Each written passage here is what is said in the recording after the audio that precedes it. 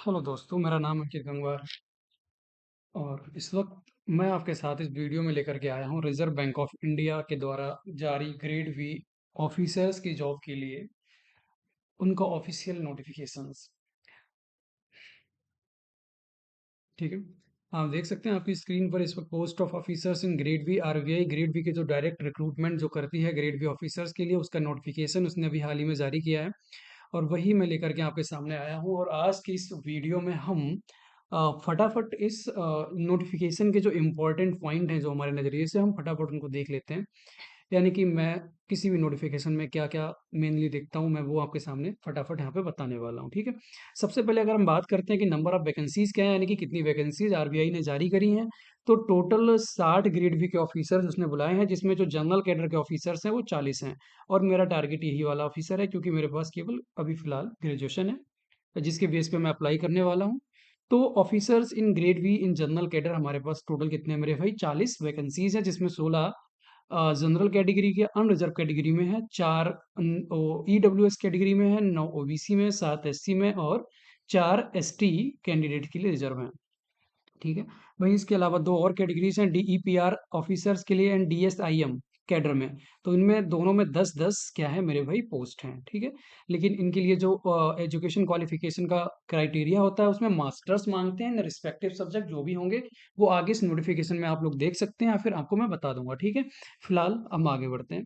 अगर हम नोटिफिकेशन के लिहाज से अगर हम देखें तो हमारे जो इम्पोर्टेंट डेट्स हैं या जो ध्यान देने योग्य जो तारीखें हैं, उसमें जो सबसे पहली तारीख है कि आप अपना ऑनलाइन एप्लीकेशन फॉर्म कब से भरना शुरू कर सकते हैं और कब तक भर सकते हैं। तो 29 अप्रैल 2026 से आप फॉर्म भरना शुरू कर सकते हैं और 20 मई 2026 तक शाम 6 बजे तक आप इस फॉर्म को भर सकते हैं। ठीक है, 29 अप्रैल से लेकर 20 मई 2026 तक ये एप्लीकेशन विंडो खुली रहेगी, आप इसको जाकर के आरबीआई की वेबसाइट पे भर सकते हैं और अभी आगे उसके बारे में बताता हूँ। ठीक है, अगर हम बात करते हैं dates of online oblique return exam की, तो जो फेज 1 का एग्जाम होने वाला है जनरल कैटेगरी के ऑफिसर्स के लिए, सॉरी जनरल कैडर के ऑफिसर्स के लिए, तो वो 13 जून 2026 को है। और फेज 2 का जो एग्जाम है वो 1 महीने 12 दिन के बाद, यानी कि 25 जुलाई 2026 को मेरे भाई एग्जाम है।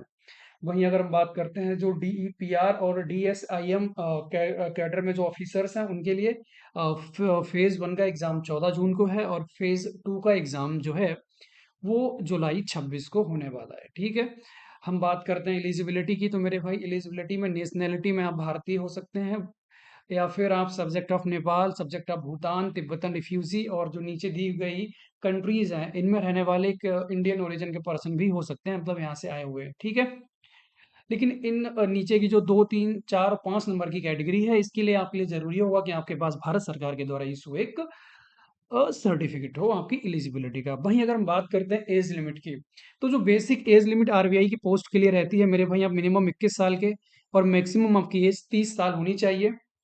ठीक है, लेकिन 21 साल और 30 साल अपनी एज को कैलकुलेट करने के लिए जो आपका बेस डेट दिया गया है, यानी कि जिस तारीख को आधार मानकर आप अपनी तारीख की गणना करेंगे, वो 1 अप्रैल 2026 है। यानी कि 1 अप्रैल 2026 तक आप या तो कम से कम 21 साल के और अधिकतम आप 30 साल के होने चाहिए, तभी आप इस फॉर्म को भर सकते हैं।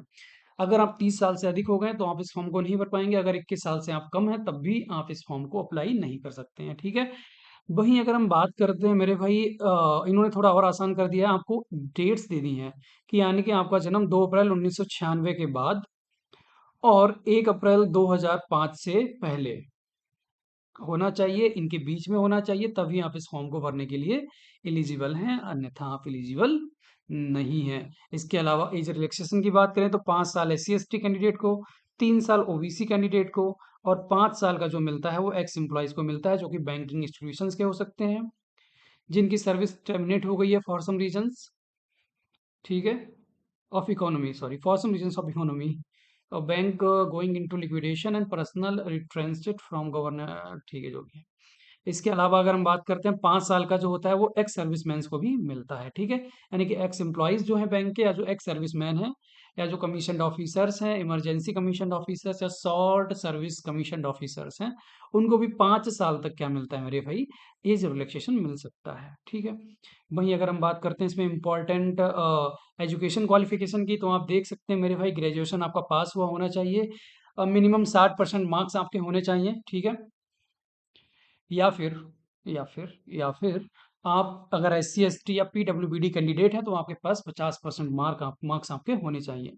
लेकिन अगर आप पोस्ट ग्रेजुएशन की डिग्री आप दिखाना चाहते हैं तो उस कंडीशन में आपके पास 55% मार्क्स होने चाहिए, और S C S T PWD candidates के पास पासिंग मार्क्स होने चाहिए, यानी कि वो पास किए हुए होने चाहिए। ठीक है।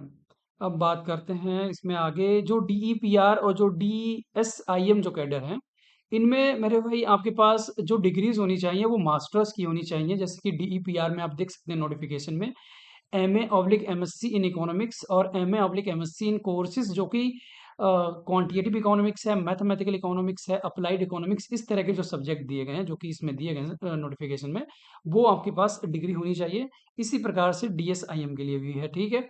तो भाई अगर आप इसमें भरने के लिए इच्छुक हैं तो आप नोटिफिकेशन के थ्रू अपनी डिग्री का इससे मिलान कर सकते हैं। अगर नोटिफिकेशन में आपकी दी गई डिग्री मेंशन्ड है तो आप इस फॉर्म को भरने के लिए एलिजिबल है, ठीक है।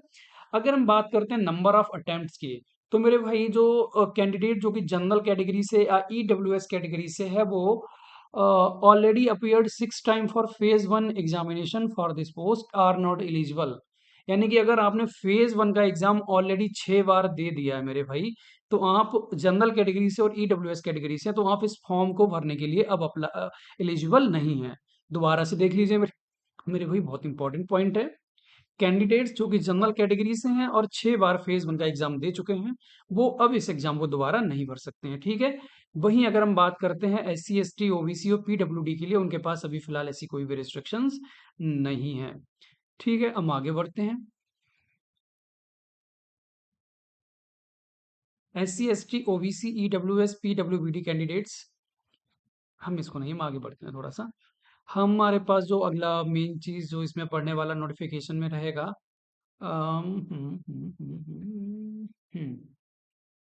Scheme of selection. देखो आपके 3 एग्जाम, इसमें 3 फेज में एग्जाम होते हैं। पहला आपका फेज 1 आता है, फिर फेज 2 आता है, तीसरा जो आपका फेज रहता है वो इंटरव्यू का रहता है। उसके बाद आपका फाइनल मेरिट बनता है, उसमें अगर आपका नाम आता है तो फिर आप सेलेक्टेड हो जाते हैं, ठीक है। वहीं अगर हम बात करते हैं इसमें आगे एप्लीकेशन फीस की और इंटीमेशन चार्जेस की, मेरे भाई SC ST PWD कैंडिडेट केवल 150 रुपये और प्लस, सॉरी, 100 रुपये प्लस GST, ठीक है। 18% GST यानी कि 118 रुपये कुछ बनता है। वहीं जनरल OBC और EWS कैंडिडेट की अगर हम बात करें तो भाई 850 रुपये प्लस 18% GST। आई थिंक मैंने कैलकुलेशन में कुछ गलती की है, ठीक है। हम आगे बढ़ते हैं।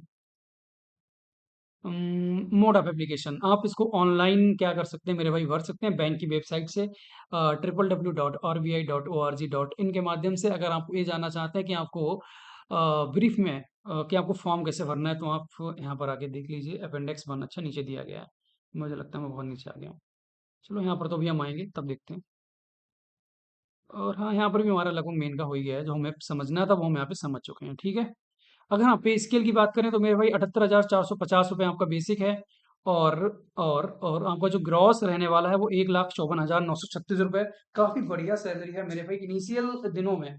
आप इस जॉब के जो शुरुआती दिन है वहां पर आपको 78,450 रुपये बेसिक और 1,54,936 अगर आपको ग्रॉस मिल जाता है, जिसमें आपका स्पेशल अलाउंस, जिसमें आपका हाउस रेंट अलाउंस शामिल नहीं है, विदाउट HRA बोला जा रहा है मेरे भाई।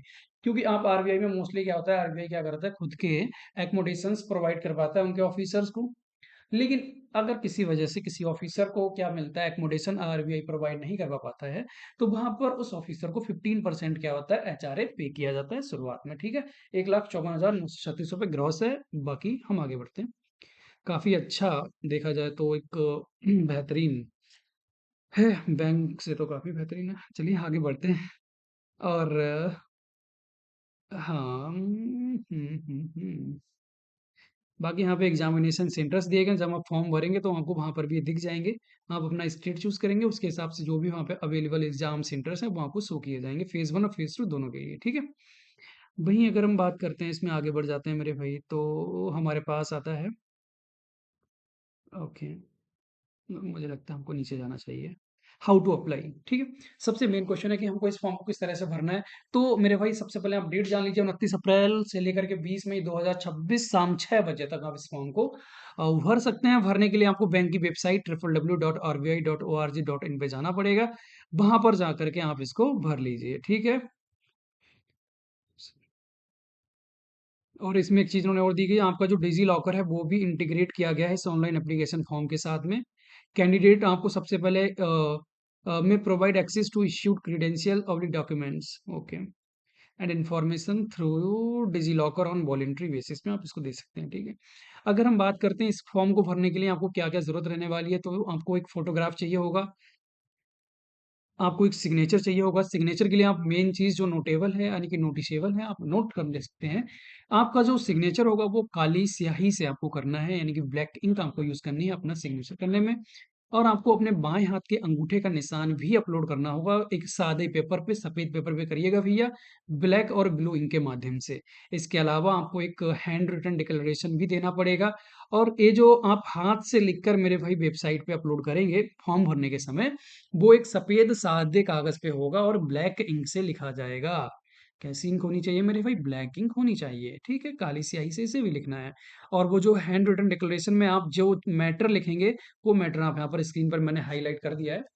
तो आप यहाँ पर देख के अभी नोट कर लीजिएगा भाई, या फिर आप बाद में इसको दोबारा से क्या बोलते हैं इसको, नोटिफिकेशन से आप देख सकते हैं, ठीक है। I dash name of candidate जो भी आप भरिएगा यहाँ पे, hereby declare that all information submitted by me in the application form is correct, true and valid. I will present the supporting document as and when required, ठीक है। चलिए हम आगे बढ़ते हैं। अगर हम प्रोसीजर की बात करें, सबसे पहले आपको जाना पड़ेगा इस वेबसाइट पे, ठीक है। अपॉर्चुनिटीज़ में जाइए, वहाँ से करंट वैकेंसीज़ में जाइए, ऑनलाइन एप्लीकेशन फॉर्म पे आप क्लिक कर लीजिएगा। और वहाँ से आप फिर बेसिक डिटेल भरिएगा, photo, signature, left thumb impression, आपको ये सब भरना पड़ेगा, देना पड़ेगा। आई थिंक चलिए मैं आपको एक अलग से वीडियो बना दूँगा, जब मैं मेरा फॉर्म भरूँगा, तो उसको मैं क्या करूँगा, वीडियो के फॉर्म में रिकॉर्ड करके आप लोगों के सामने लेकर के आऊँगा। और तब तक के लिए आप हमारे इस चैनल को सब्सक्राइब कर लीजिए, ताकि आपको इम्पोर्टेंट जानकारियाँ मिलती रहें। और मैं थोड़ी बहुत जानकारी अपने चैनल के माध्यम से शेयर करता रहता हूँ, कहीं न कहीं किसी न किसी तरह से वो आपके काम आ सकती हैं। तो आप लोग सब्सक्राइब कर लीजिएगा, साथ ही अपने दोस्तों, भाइयों के साथ शेयर कर लीजिए, बहनों के साथ शेयर कर लीजिए, ताकि वो भी सब्सक्राइब कर पाएँ और